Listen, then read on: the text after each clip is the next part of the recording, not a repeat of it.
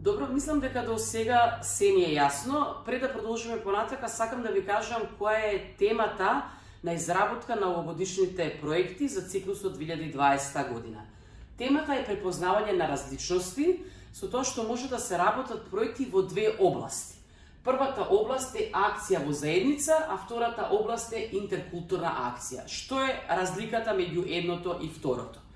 Во делот на акција на заедницата може да изработувате проекти кои што се однесуваат и кои што се хуманитарни проекти, што значи собирање на облека, храна, мебел, санирање на домови каде што живеат лица кои што имаат вакви потреби, кои што ваквите нешта ќе им го олеснат нивното страдање.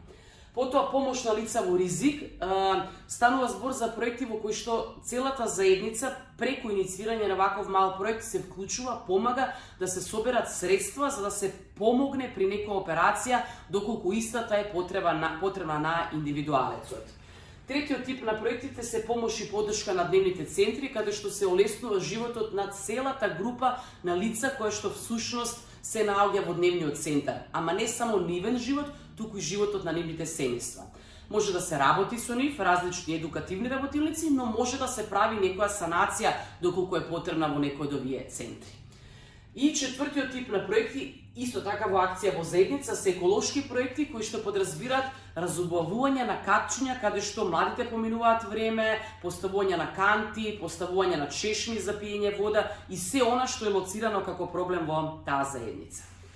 Вториот пак тип на проекти се интеркултурна акција, проекти кои што се од интеркултурен тип, кои што подразбираат поттикнување на мирот, толеранцијата, културата и соживот на луѓето кои што живеат во нашиот град, во нашата заедница, во нашата земја, а кои што се всушност од различна етничка припадност. Сите оние проекти кои што прават овие нешта да се промовираат, но и меѓусобно луѓето да се запознаат. Тоа подразбира курсеви за јазици, доколку едната група прави курс за јазик за групата која што исто така е во нашата заедница, можеби која што не го познава добро јазикот. Потоа промоција на културата преку јазикот, преку носијата, преку уметноста, преку рециталите и се она на кој што може да ја доближиме другата култура до другата заедница. И тука би кажала и промовирање на соживотот преку различни музики, концерти кои што може да се направат и организирање на едукативните работилници кои што се однесуваат на намалување на насилството во заедницата каде што сите ние живееме. Особено е важно да се каже дека секоја општинска организација, секоја група од тие 30 младинци кои што ќе го изработуваат проектот, ќе мора да направат задолжително еден проект кој што се однесува за интеркултурна акција и потоа два проекти кои што се однесуваат во акција во заедница.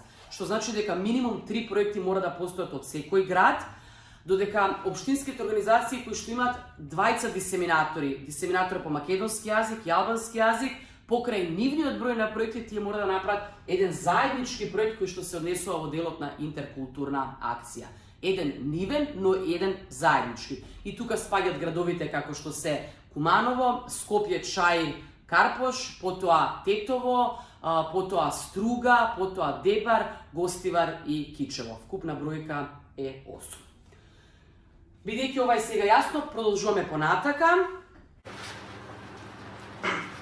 Како ќе треба да биде презентирано, односно документирано тоа вие што ќе го направите? Ова е, да речам, вашиот проект, кој што вие го имате како форма добиено вашиот дисеминатор, односно во ситуацијата јас од страна на ПКВ инструкторите, од ПКВ канцеларијата и ќе треба електронски да го пополниме. Значи ќе се поделиме во групи помали, отприлике бројка ќе биде од 2 до 5 кои што ќе работат еден проект и секој проект има свој лидер. Лидерот ќе биде тој кој што ќе биде задолжен да ги пополнува нештата. Но проектите ќе ги работиме во период од 2 месеци и нешто попатно може да се заборави додека ги правиме малите проекти и важно е секој лидер и секој член да му дава поддршка да водиме како дневник во тетрадка во кој што ќе ги запишуваме информациите. Кога сме излегле да го посетиме училиштето кај што ќе реализираме активноста или како сме ја нашла целната група. Значи, се нешто што ќе правиме ќе треба да запишуваме на крај кога ќе дојде време да можеме лесно да го документираме се ова.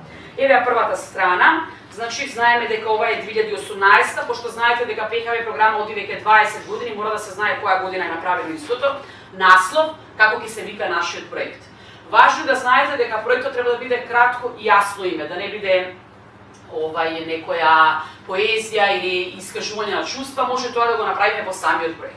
Потоа, која е општинска организација, дали е тоа Скопје, дали е тоа Охрид, дали е тоа, не знам, Гостива, значи во нашиот случај ќе биде Скопје. Дисеминатор, овде ќе го напишете моето име Александра Ристовски, а овде доле ќе ги напишете имињата на младинците кои што учествувале во проектот. Важно е да знаете дека во проектот не сме да учествуваат повеќе од 6-7 младинци, бидејќи важно е секој да го има свој дел кај што треба да го страви. Дали ви е јасна првата страна? Да. Одиме понатака. Втората страна е всушност содржина, на која страна што се наоѓа. Александра, може да прочиташ? Првото е наслов, потоа содржина, анализа на проблем, поттик, одредување на цели корисници, истражување, постигнати резултати, опис на проектот, волонтерски часови и додатоци. Всушност, се она што ПХВ инструкторите ви го објаснија на втората работилница што имавме. Вие се запознавте и со термин цел и корисник, кој може да биде корисник во вашиот проект, и со причини и со последици, самото дрво проблем кој што ќе треба да се реши. Така да, кога фактички ја имавте таа обука, ќе биде многу лесно сето тоа да се документира. Одиме понатака, следната страна, значи, еве го дрвото, кое што го разгледувавме на минатата обука, значи, треба да се лоцира некој проблем во заедницата, потоа да се видат кои се причини за тој проблем и да ги напишеме последиците. Потоа треба посебно да ги дефинираме проблемот, причините и последиците. Тоа е значи една посебна страна имаме за сево ова. Одиме понатака. Потик, на што се мисли овде на потик? Што не поттикнало да го лоцираме проектот? Така, што не поттикнало да го направиме токму овој проект и да работиме токму со оваа целна група. Одредување на цел и корисници, значи ја поставуваме целта и ги избираме корисниците. Александра, последното? Имаме едно истражување, во едната графа за корисниците, а во втората графа за потребите на корисниците. Значи ни беше објаснено минатиот пат дека треба да имаме два типа на истражување. Како сме стигнале до корисниците, значи одиме во Црвен крст, одиме во локална канцеларија за труд и социјална политика, а понатака кои се потребите на корисниците. Да не биде дека на луѓето кои што се гладни ние им носиме облека. Дали има логика? Не. Значи ако им требат лекарства, тоа треба да им го пружиме. Треба да разговараме со нашите целни групи. Јасно ви ова, така? Да. Одиме понатака, следна страна е постигнати резултати. Читај.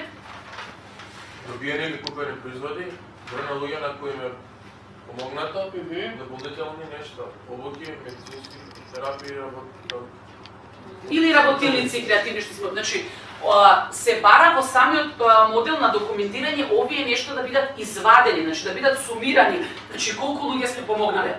Ако помогнеме едно лице, дали го помагаме само него или цело негово семејство?